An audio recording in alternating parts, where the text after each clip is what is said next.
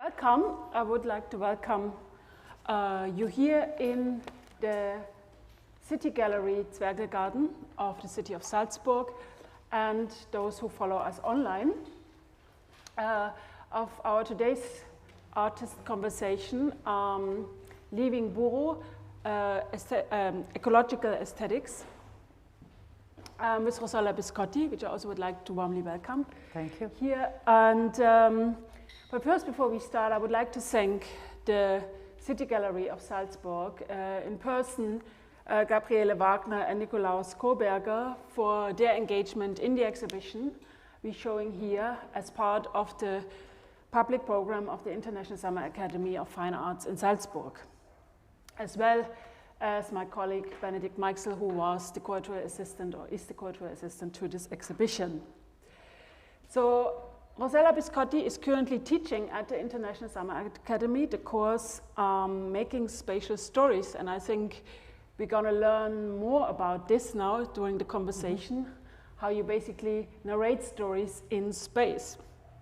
And we thought that we give you, also those who follow us online, a little tour through the exhibition, not kind of a long tour, but just an introduction, so that then after we would have a Q&A. So please keep your questions in mind, and then we will have a discussion afterwards. And I guess I don't need to introduce Rossella Biscotti. Most of you here basically know her already. But I would like to add something that basically we met in person for the first time in Singapore when she was in an artist residency at NTUCCA Singapore, basically researching parts of what we can also see here in the show.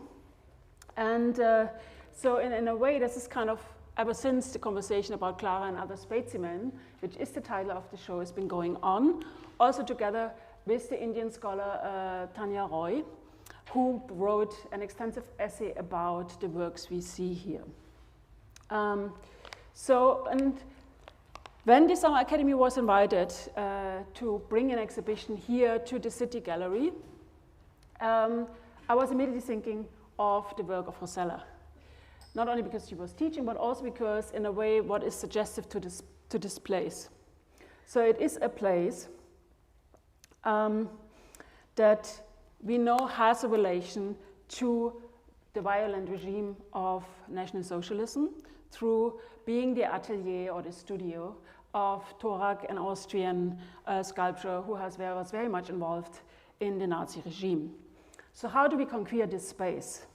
With a history with a history basically meaning as rereading of literature, science, economy, and cultural history, and its entanglements with systems of tyranny and oppression, which we basically could describe Rossella's work. So in that sense, welcome Rossella. Thank you. Here in Salzburg. And I guess we start now with a little introduction to the different works in the exhibition. Thank you for coming to the talk, and thank you for inviting me to teach. I see here some of the artists that attend the course, and I'm very happy they are here. And also for the exhibition. I'm very, I have installed the exhibition online. I was not here, so thank you, Sophie, for this great work of collaboration in doing this, and to think about this series of work for this space, because I think it really resonates within the space, within the garden, and talking about bodies of plants and people and animals within the systems, that is colonial system, within various systems of our society and within history.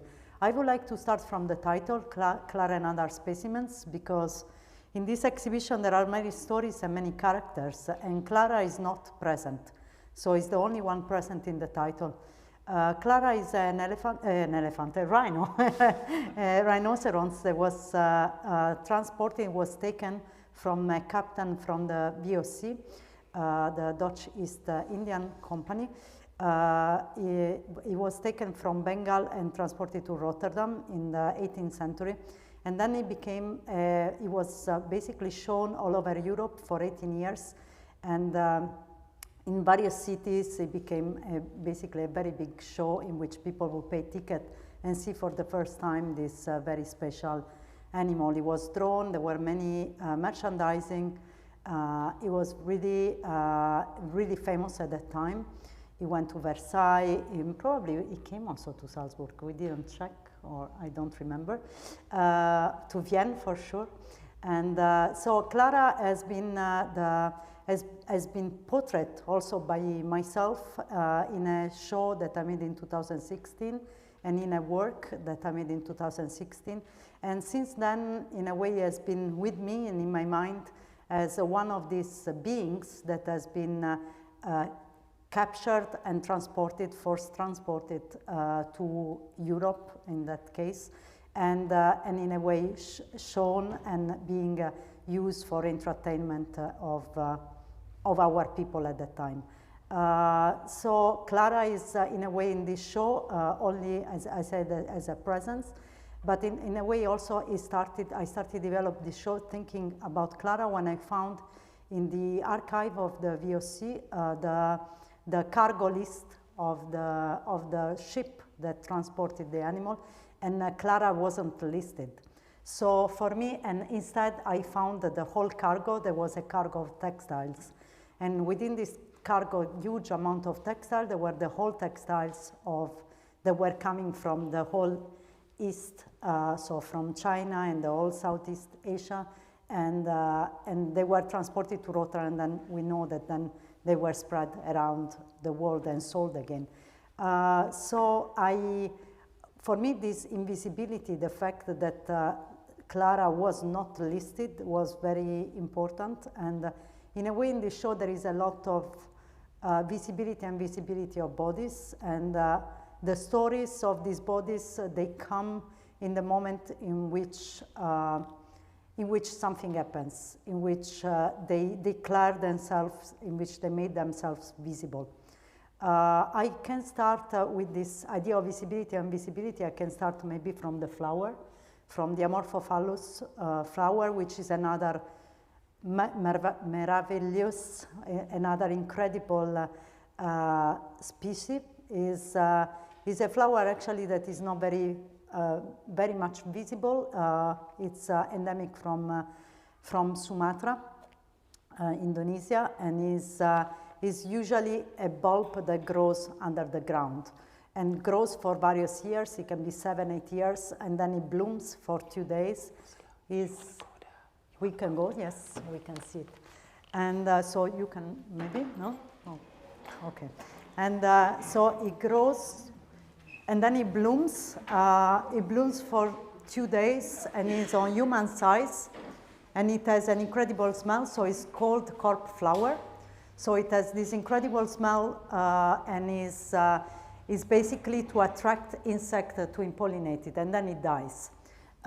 So this flower, it was actually, it was discovered by an Italian botanist, and then Beccari, and then it was transported all over the world. So every botanic garden wants to have this flower.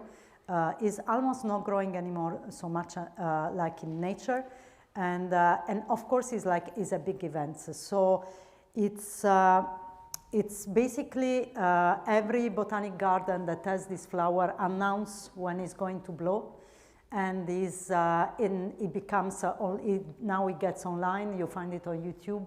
You can follow, you can inscribe, you can download apps, and it blows constantly over and over again, like online basically. So this work is called Live Feed, and is the flower basically coming in and out constantly, and the technique is a silk screen.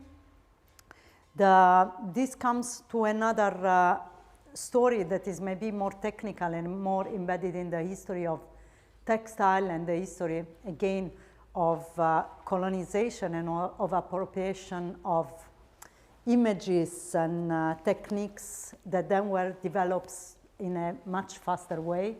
And it basically goes to another textile that is here, and it's called seeds. This textile seeds actually was the first one that was made. It was a commission by a foundation called Fondazione Ratti in Italy. That is a foundation that has been mainly very big in, for example, in the 60s, in the 80s. And it created a collection of textile by buying textile from various cultures, various parts in the world, and collecting them with the main purpose to give ideas to designers that will come to the foundation and at that time to the factory, and then develop their own drawings. So basically what happened was really like choosing, for example, flowers that were from Haiti to Indonesia, and to develop in such a way that they could be simply draw for also other type of market. And this textile, and also like the technique of silkscreen, is really typical from Como, where was the foundation, or where is the foundation of the Ratti Foundation. And so I decided to use something that was simplifying somehow the drawing, and also working on the history of mechanic reproduction and printing. The seeds here are seeds of the coffee, so plantation seeds, coffee and oil palm, and then there are spores from the Amorphophallus, so the sexual spore from the Amorphophallus. And for me, it's like once, when I showed it first time in the Kunstinstitut Melli, somebody said it looks like a slot machine. And for me, maybe it's like I cannot see it differently now. And also because it refers to this history of plantation and extraction, and also like reproduction, and also reproduction in terms of textile and drawing. The drawing are almost like stamps, so they are extremely simplified. And from here, and maybe from this history of plantation, actually the plantation, it goes through the whole show. If you see also the textile are hanged with the rubber ropes. The rubber ropes are casted and they are the same than this, what I call rubber pieces are actually a series of portraits. That is the one that you see on the floor. And these one are very specific characters. So completely different stories, story of women. And they are characters that come from a book that is called Buru Quartet from late author Pramudia Nantatur, Indonesian author. And I was particularly fascinated by this book by various reasons. And one is also the fact that, I mean, it's a book that talks about historical events, but in a fictional narrative way, which is something I personally really appreciate, and I read usually this type of narrative a lot, and it talks about a particular period in the change between the 19th and the 18th and 19th century, and it's a book that has been orally narrated, because Pramudia at the time, he was in prison actually for 18 years in the highland of Buru, so where it comes the title of this quartet, of these 4 books. And he narrated the stories to his fellow prisoner because he was unable to write at that time. He was not unable himself to write, but he was not given the possibility to write. And then later, what I read in an interview, that he wrote everything without editing. So the book for me has also a kind of oral quality to it. And from this book, I extrapolated stories of characters that are not the main character. The main character is a male protagonist, is a native young man from Java that is following Dutch schools, Dutch high school, and then with encounters and with this incredible education, incredible being a very smart young boy, he starts to realize of the injustice and the whole colonial system that was in place at that time. But in the 4 books follow his story, and from his story he meets this incredible women character, which I completely extrapolate, and I somehow redevelop, also looking at the primordial source of origin. So looking also into the historic sources, so who could be these women? Actually, one of the women I didn't develop into character, I found it really existing, and I found her life and documents of her talking in a congress in Netherlands at a certain point. But going back to them, they are, this is the Princess of Kasiruta, but I like to talk about that one, which is Surati.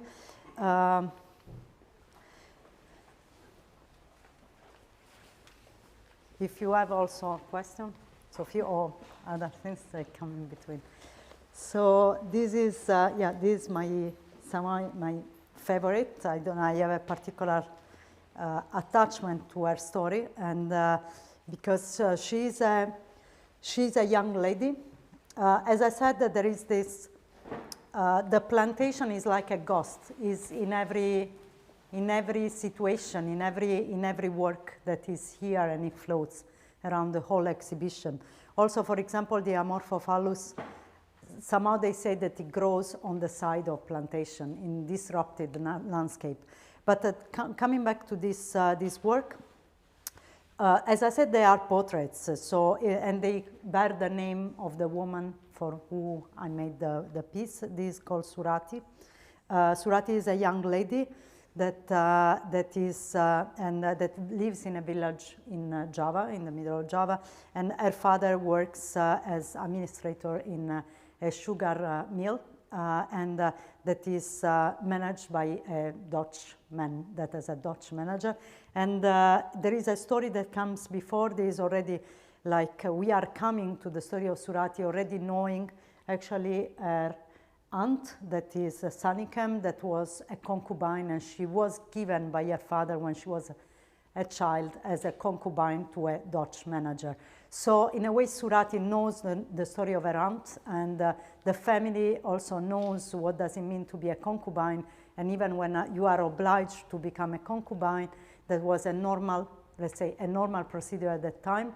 It was also, you still have no rights as a woman, as a native woman, and also if you have son or daughter, they are usually having no rights till they are recognized, but in that case, the mother still has no rights.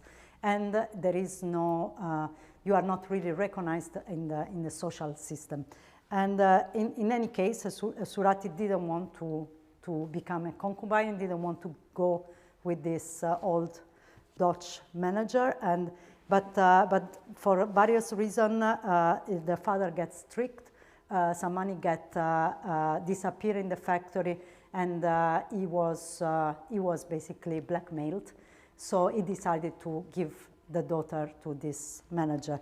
Surati says to his father, "I will go, but leave me alone. I will just go by myself and work there." So prepares her clothes that are very beautiful batiks, and through the whole 4 books, the whole quartet, we have the batiks follow the whole book. So the batiks are an element that always follow these women, also because they were the only property they could have besides jewelry, and could carry with them from the house of the father to the house of the husband, or in general. As we know, the batik is a very precious textile. It's really made in a painstaking way, super slow, with wax, and is with hand coloring every time, and melting the wax and redrawing and recoloring, and it also needs effort to be kept in the very humid environment to not let's say disappear of having moist on it. So this batik, somehow they follow the women in the book, and so she takes this batik with her, and then instead of walking to the men, she walks to a town that is infected by smallpox, and she lays down with the dead bodies, and then she gets infected, and then the morning after, she puts on this beautiful batik, she puts her lipstick and makeup, and I think it's not lipstick, but makeup, I don't know, and then she goes to this man, and then basically she infects him, but also creates a kind of explosion of infection in the whole town. He dies, she gets cured, but is completely deformed, and then we found her back in the book as a very deformed, ugly lady, but very relaxed and very free afterwards.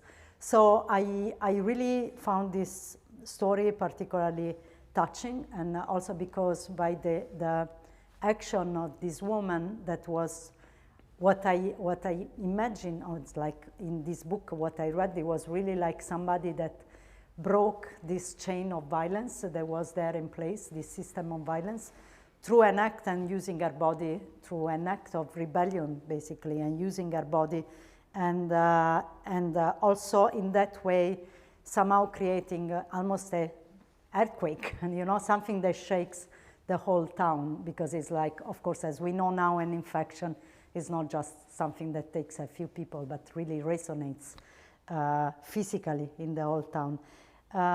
So this is her story. The rubber I decided to use, so I wanted to represent that in something that is bodily, that really could feel like a body and not only like a textile. And I decided to use rubber for the history of rubber, because it's a history again of extraction, of violence, and it's a history that moves from country to country, so from Brazil, and in this specific case from Congo to Sumatra, because I decided to use the rubber that was coming from Sumatra, from a plantation made by a Belgian man in 1909 using the seeds of his plantation in Congo. So I really decided to also give the material a history. Of course, the trees might are not the same, but give them an history that comes through the history of rubber. I think that's, and of course, every portrait has its own history. And they are represented in a different way. There is Sanikem, which has actually 3 names. Nyai Ontosoro, that is like the name when she was concubine. Sanikem means when she was before becoming a concubine, her native name. And then Madame Lebouc, that is when she remarried with a French man. Sanikem has an incredible history, so it's big, it's very big, like a draw, and it changes. It changes through time in relation to her life. Then we have May, Aung San May, which is she's a revolutionary, basically a Chinese revolutionary. She's the only one that that wasn't forced, displaced, but actually decided on her own to go to Java and to spread the revolutionary content of young generation, of Chinese young generation. And so she's the only one that is like completely, that is decided to go on her own. And it's Aung San May and the Princess of Kasiruta are the ones the more, let's say, the more covered in the book. So we don't know very much about them. They are both somehow working in an underground, somehow organization or alone to change the situation in the country. So we meet them as a young, beautiful lady, and then we discover them as being very active politically. And also there are some scenes in the book in which they are both of them, they never met, but they are described, both of them, as being seen, for example, men dressed in the middle of the night to be able to go through organization or flyering or like. So this is May, and this is the Princess of Kasiruta, and she's the only one that doesn't refer specifically to batik, because May has still some batik elements, even like if I used some of the elements also from the Chinese community in Java, which is very important also on the level of textiles and imaginary on the textile. And instead, the Princess of Kasiruta is, she comes from the Maluka Islands of Kasiruta, and she's, and so the type of drawing and the type of textile is completely different. And we have the last room that is basically a kind of room in which there is one character I didn't develop, there is Analyst, which is one of the characters. Actually, the first character we encounter in the book is the daughter of Sanikem, and she's an Indo woman, very beautiful. The textile is inspired by the textile that were at the time in Surabaya, because part of her story, she was basically shipped to Holland by being the daughter of Sanikem. At a certain point, the Dutch father dies, and the mother doesn't have any more own property, but also on her own daughter. So the court in Amsterdam decided that her own daughter has to be shipped to Amsterdam to unknown people that were family from the father. So, and then she is put in a boat in Surabaya and she is shipped. I use the term shipped because I cannot find a different term for it. And then she dies in Holland. So also is a very sad story, but it's part of this story of rights. I mean, there is a rebellion with it. I really advise you to read the book because it's amazing. And in the last room, there is also Maiko, which is a Japanese prostitute that was, and we discover her through a trial in which she gives a testimony. It's a trial of a murder. And then she gives a testimony, and in this testimony, we discover part of her life, that she was taken as a young woman or young lady from Japan to Hong Kong, from Hong Kong to Singapore. And then in Singapore, when she's at the highest moment in the sex market, she's very proud because she's been not paid, but she's sold for a lot of money. But she gets syphilis, and at that point, she gets sold 6 times, and her value goes down, and then she ends up in a bordel in Java. But I could not find much of her information, because as I said, besides Paramudia, I looked into the historic sources that probably inspire also his story. And with Maiko, in Europe, I could not find much, but when I went to Singapore, I found the whole archive of history that was talking about these women, mainly Chinese and Japanese, that were basically taken from their own parents, where they were very little, put in coal ships and transported to Hong Kong and to Singapore for the sex market.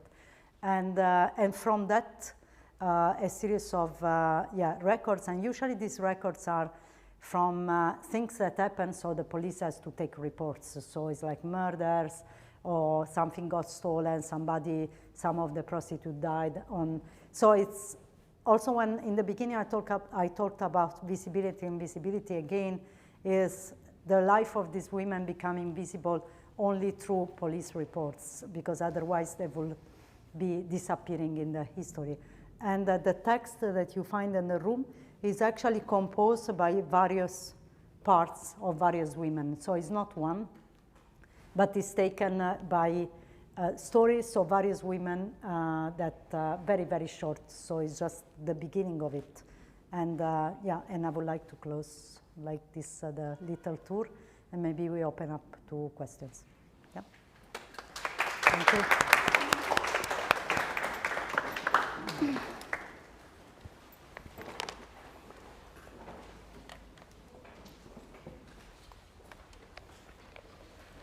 I forgot the rafflesia. But Okay, thank you, Rossella.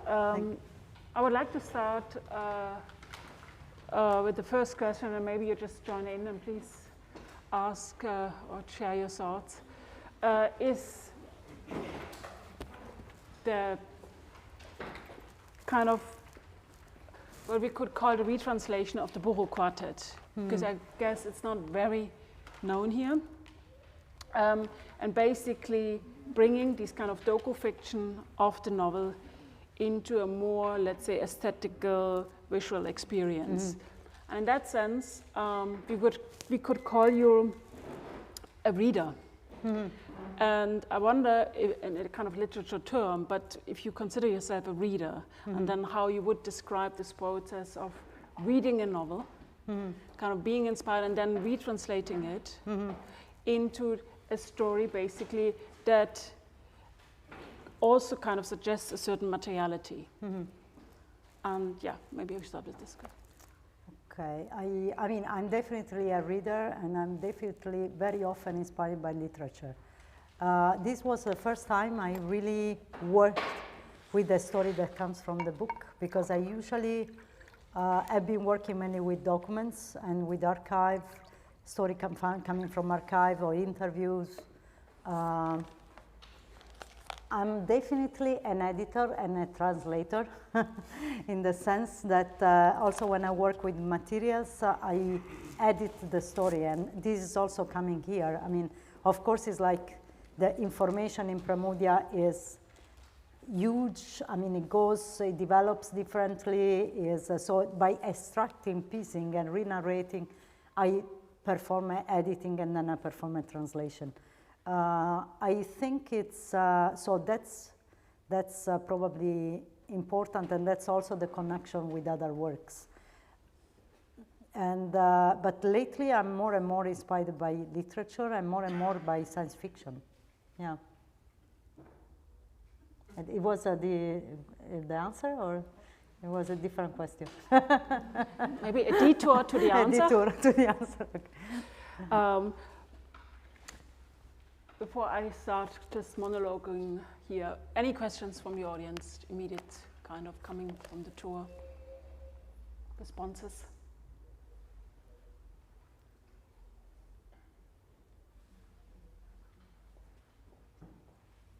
Thank you for this interesting tour through your wonderful exhibition. What I was wondering is, what do you imagine? I mean, I've coincidentally read this book, but still it was for me hard to understand who is who, what is what, because it's some years ago. So what do you imagine, how, on which levels can we read your exhibitions without having your tour? Yeah, I mean, I do like, yes, I do think that not everything needs to be known immediately. I think in various levels of learning, and in various levels also, like on visual, then with the story, you can go as deep as you want, because as I said, the story is not even only the Buru Quartet, it's also like historical story. And it's, so it can go really, really deep, or even in the drawing, I can tell each drawing where it comes from, the historic reference, the town, or like anything that came to the drawing to really realize this drawing, and why I somehow dedicate or like portray these women through this drawing. I think there is a fictional component to it, and is a fictional visual component as well. So that is, somehow I like to take it for what it is. I also really like oral narration a lot. So for example, in the Dakar summit, I had two mediators, two women that will be with the work, and they will talk about it. And also at a certain point, they asked me, you know, sometimes to explain it better, I use also story from my mother and my grandmother that are similar. And I thought, wonderful, that's really like a little bit the idea also of a work that develops in something else, and a story that develops in something else. So that's a question that I also question myself with, and I also like sometimes to experiment in various forms. So, or have it visual, and actually there is a text that has been commissioned, as Sophie mentioned in the beginning, to Tanya Roy, that is a very complex text, and so it will be published, so there will be this text.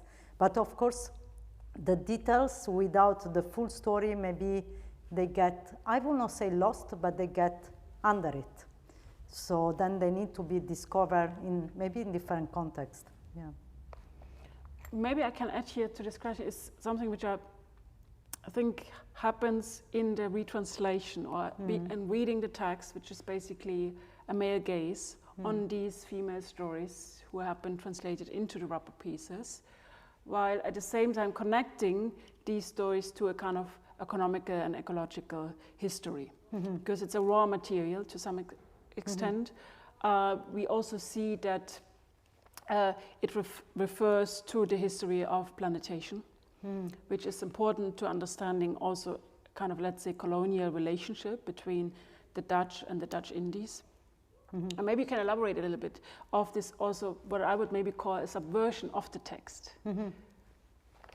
Yeah, there is also something I just said about the text, but I didn't go deep into it, is that somehow with this male gaze of Pramudia and this male character, and the books is narrated through a male character. So it's mainly Minke, this young native journalist that goes through his country and is encountering these women, of which three of them become his wife. So they are really related with this man. And somehow also in the text what it comes is like, especially with May and with the princess, but we don't know if also with others, there are a lot of holes in their life, and also like what is clear is like that he doesn't know them. He doesn't know who they are, he doesn't know what they do. It's, they have a life on their own. And I think really also taking that is what gave me also the idea, but also like the guts to say, okay, let's take them out and let's have them develop something that is a story on their own, because there were these holes also in the narration of Pramudia. I didn't answer? No. Okay. I'm not the judge here. Any questions? I would be curious. Just wait for the microphone. I would be curious to, like, how you were transformed also by these stories, like personally. What was like somehow the parkour of the text also within you, if you want to share, if not to say. Yeah, definitely. And I really felt going deep into it and really into each of them, and really almost getting to know them. And that's why I think I could develop the majority of them. But for example, Maiko, when I could not find extra information, for me stayed a little bit like more distant till I could find these records that really made it close to me. But yes, I really, it was really interesting also to take out and really recompose the story of every single woman out of the book and say, okay, so this is her story, and because it comes maybe not all together, it comes maybe in various chapters, and to really focalize on each of them and to reconstruct the story.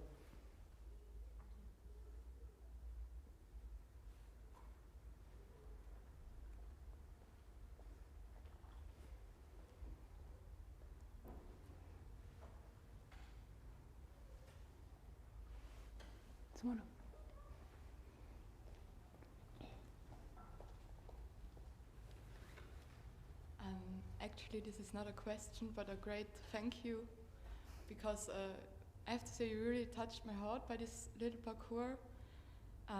It reminded me of my studies. I studied comparative literature, so I also come from this field. And there we also learned about critical historicism, like how to talk about history, what do we see, and also this male gaze you mentioned. And yeah,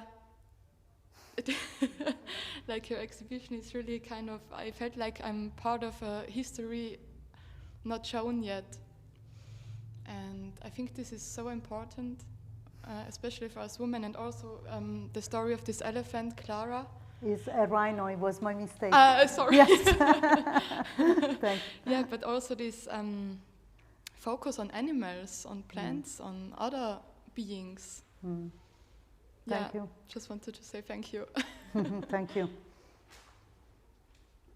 I think maybe here we can add or kind of elaborate a little bit on your idea of basically natural history as a kind of organization of knowledge, and how do you refer to different kinds of organization of knowledges through sciences, through literature, through even art. and how you basically translate it into space.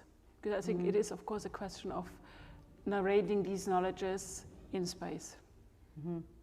Yes, so there is maybe, maybe with narrating the story from the beginning, I didn't really get much into this, what you call also the natural history and the system behind. And also I didn't talk about the Rafflesia, which is actually probably is that piece there, which comes really from the annals of the botanical garden in Bogor, in Indonesia. And the Bogor was the center of experiment for Dutch people in Indonesia of plants. So it was also the first place where the seeds of oil palms were planted, and they were testing if they would function or not. They tested if cassava would be something that could function in Indonesia and be cultivated in masses.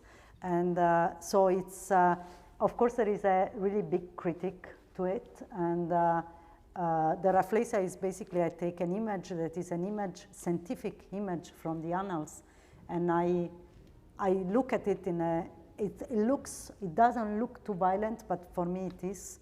It's called, the title is Dismembered Rafflesia. So, and is again a very precious flowers and very big flower, and that is cut it in pieces for scientific purpose.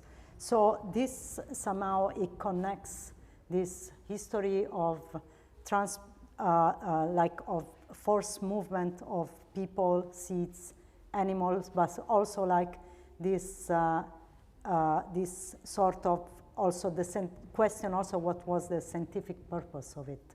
So, and of course it does it, in that case it does it with something that is a flower that comes every few years and is very precious. So the fact of cutting it, dismember it, it's still an act of violence, besides the fact that it's an act of violence towards native people that consider it precious, and to the beings in itself as a flower.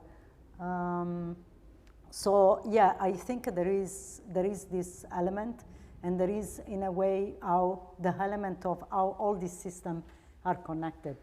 So it's is a colonial system, but there is also a patriarchal system, because that's also in place, and there is there is a nation, the idea of nation, because also the Rafflesia is a flower that is also a symbol of Indonesia. So it's a symbol of has been taken as a symbol of a nation. So for me, it's also it's a question why a flower should symbolize a state. So this is maybe what it connects the most with all my other works, because I think in general all my works question the idea of system and question and talk about how beings, individual mainly till now, can be in this system and can find ways. I read yesterday this beautiful phrase, find ways when there are no ways. You know, it's really like when there is no way, what can I do to get out of this system? And of course, this implies violence and implies, being transported and a lot of other things. But I think what it connects all of this is, in general, my critique to all this system of power and violence that are in place.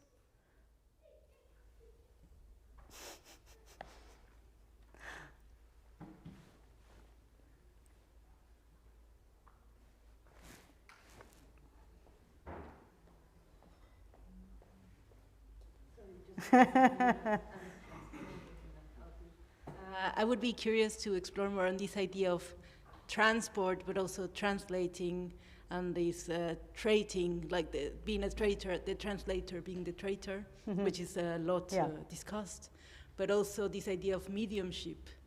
I mean, and the connection between translating or like being a medium, like which I find very different, and rather to transmit a spirit than to translate a story. So I don't know. Beautiful. Yes. I would like to, I don't know, it's not a real question, but maybe just, thank you. Yeah, thanks for asking, and thanks for elaborating in this way. I didn't think about it, but yeah, of course, as you said, the idea of translator, traitor is being elaborated and is there. And I add also, as I said, I add also a lot the idea of editing, that it comes before translating. So, which is generally in place. I mean, also the editing before me of from Pramudia towards historic documents are fictionalized, and then my editing towards his material, and then again put it together and translate it. So the act of translation, it's for me extremely important. I did all work about translation. It was translating a trial, and it's called the trial, the work, il processo. And at a certain point, it was all in Italian, and at a certain point, I had to decide what to do when I present in context, international context. And what I did is I decided to make it into a performance in which there is a live translation, but from a group of people that share similarity in idea, context, so let's say from a local city. So let's say a philosopher or somebody that is interested in politics, or an activist or an artist that work on that particular context. So the translation was, and it was in various languages, but I also did Italian to Italian. And the translation was never perfect. As always, mistake, as always something that was missing, or it was like, and also like in the catching of, because it was a live translator, so a live translation, so there was this idea of not translating the words, but translating the spirit, also being on a stage with the microphone as the defendants were there. Of course, they were with the court and in a much more stressful and very violent environment, but it was, they were there in spirit with the defendant, let's say. And, but the translation itself is not a perfect translation, but is a translation that wants to bridge context, wants to bridge idea, and I like what you say about medium, because there is something that it goes beyond what we rationalize, so beyond whatever we want to describe one-to-one. So, and I think here is probably like that.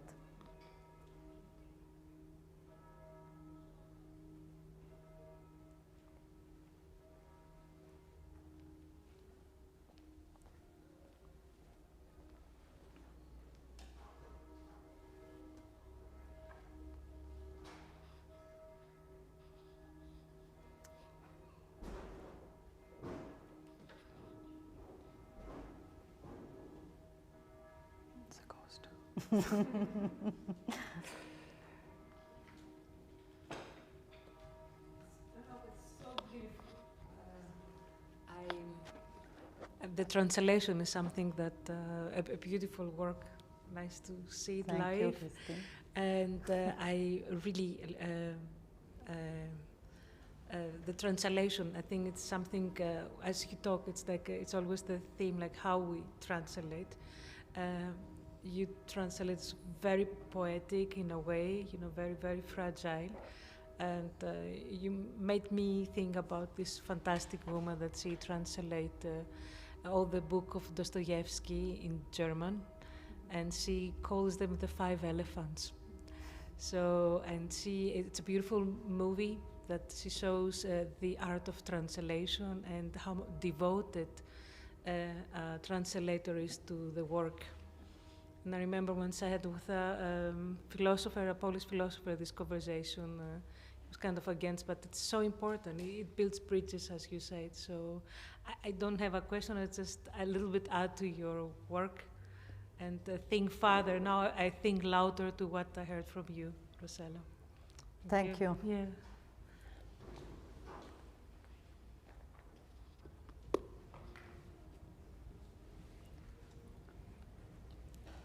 Maybe I wonder when in the absent Clara, which you just described the story of Clara, the Renault Source, who's not here. Who's not here. But maybe here in spirit, so to speak. How would you see this also as a way of engaging in, let's say, in a critique of European art history? Because if we look back in the kind of imagination of the Renault Source, we can go back to Dürer. We see the drawing of Dürer in 1515. Yeah.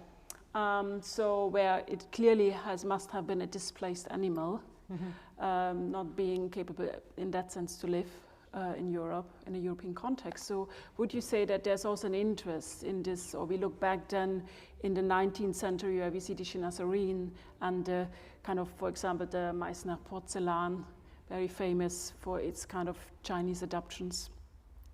So do you see there is also something that interests you in a sense of bringing stories maybe more indirectly in that relate to European art history? Yes, and relate to representation. So also to the I think to representation of in that case an animal, but it can be also, for example, flowers, and how to again translate them for a context. So that is interesting. For example, I mean, we know also that this animal, also the fact that it has a name of a human, they try to find anecdotes, and they try to things to bring it less animal and close to human, but also more closer to our habits. So, for example, Clara, there was an anecdote that she was addicted to tobacco because in the transport ship, the mariners would smoke with her or on her. And so there was this, probably was a trick of the show, that she would be smoking, or she was drinking beer because in the ship there was no water and there was only beer. And these are all things to bring what is an animal that is like a very special animal and very far away from European context, close to our habits and our things. But I think the representation is something that I'm interested in, and also with the flower, and also with the, for example, the work, the seeds, but also the Rafflesia and the Amorphophallus, is like how do you simplify these even shapes that are so special into something that can be reproduced. And that's also with Clara. Clara has been reproduced in his shape, in her shape for so many things. It even went on coins. So she was really stylized as a shape to be able to be reproduced and enter the market, basically she became very famous, so enter her image, enter the life, the European life.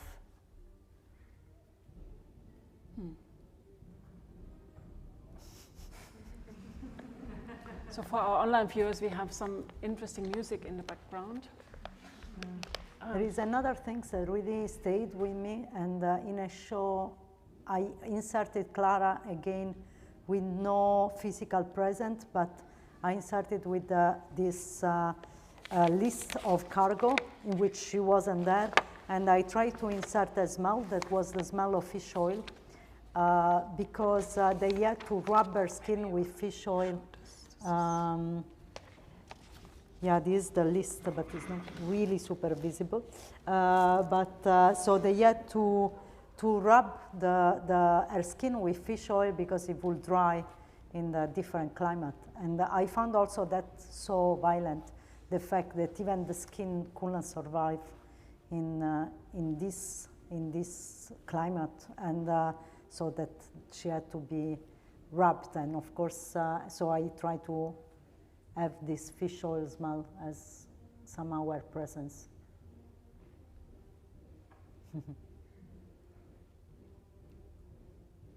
So I guess before I maybe ask the final question, any other questions here in the audience or comments?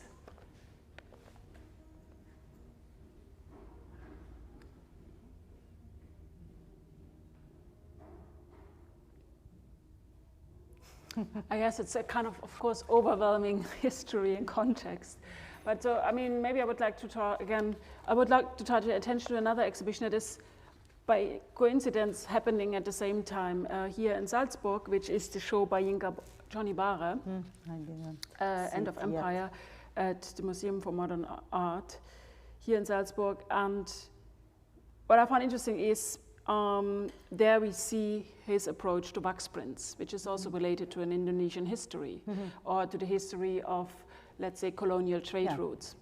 And I thought it's interesting to see how your selection of working on the one hand with batik in the rubber pieces, but also working with cotton, as another kind of history of plantation and the rubber itself. So again, a relation to, let's say, colonial trade routes. Yeah. And maybe you can elaborate a little bit on that, because I mean, it is impressive when you basically come into the show and we see live feed, which is a 40 meters long cotton piece. Yeah, so it's not just, I mean, it's very long. It has a kind of, I would even say, violence in itself. Besides that, of course, in the way we can read, the plant becomes very phallic, but then the phallus is broken. So, and in that sense, maybe you can bring in a little bit, or we can. I mean, yeah, I didn't think about it, but it is true that this 40 meter, when I worked on this textile, I also didn't want to edit the textile much, so it's material, so it's cotton, and that's refer exactly to the production, so it refers to that chain of production. And of course, the chain of production also refers to history, as I was saying, in relation to the plantation. As I said, this plantation, the colonial trade routes, all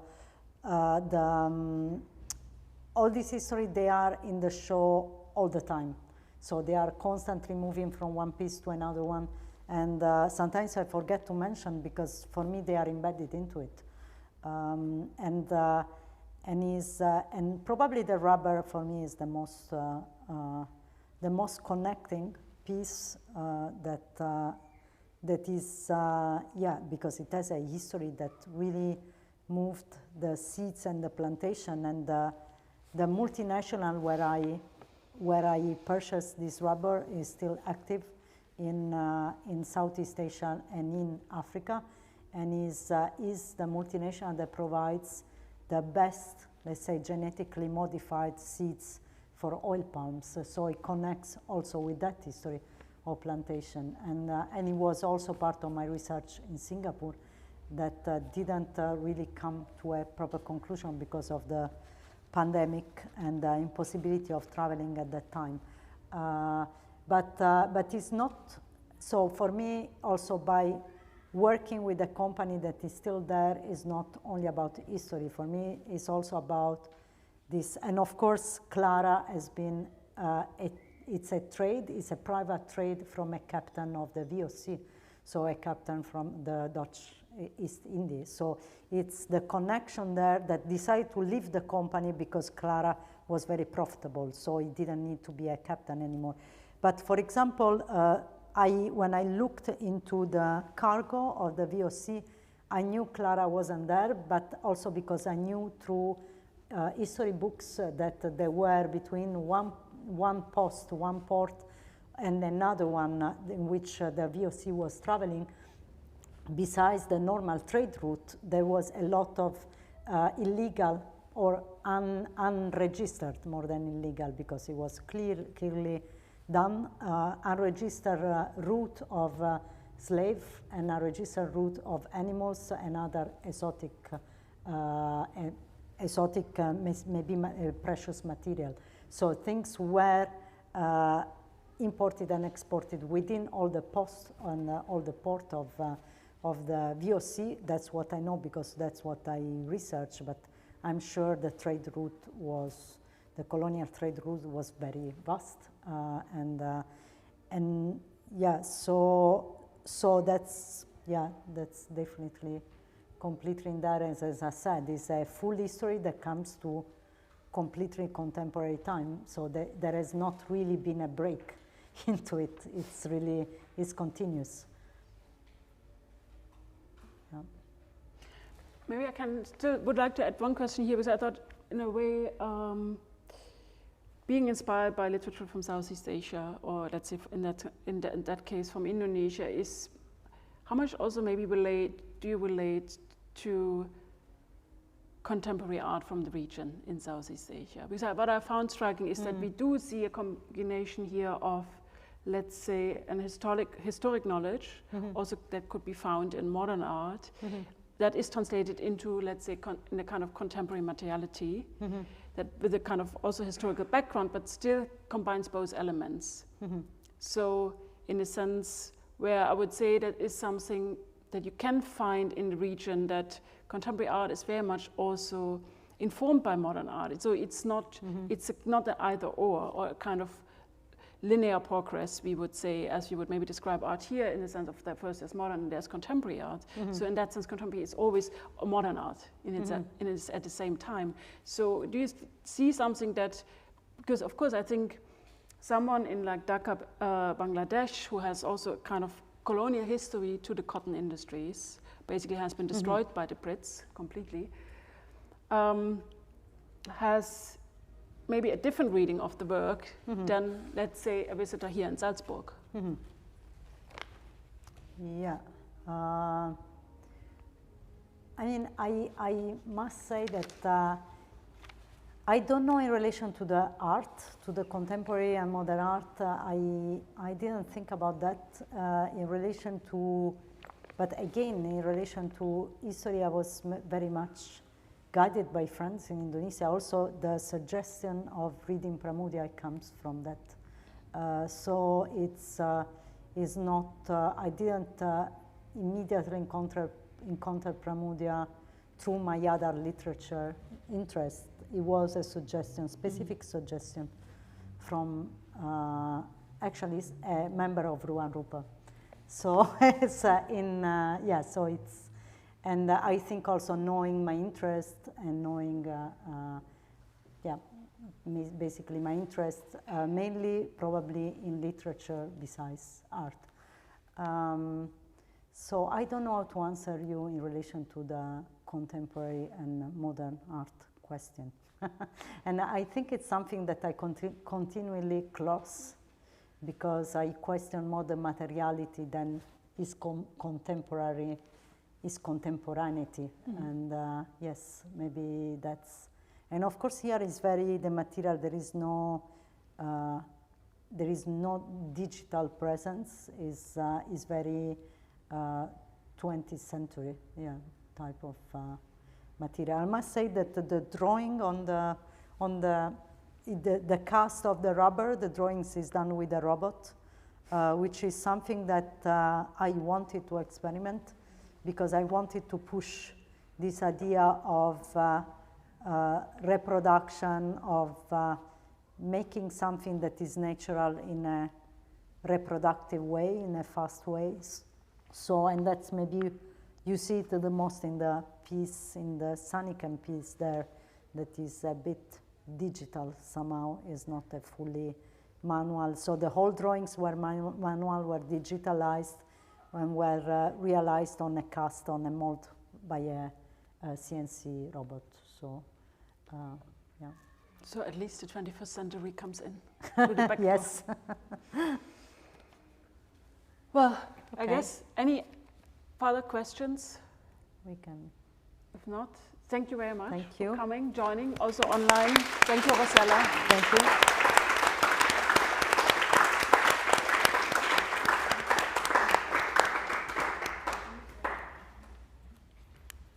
Thank you, Sophie.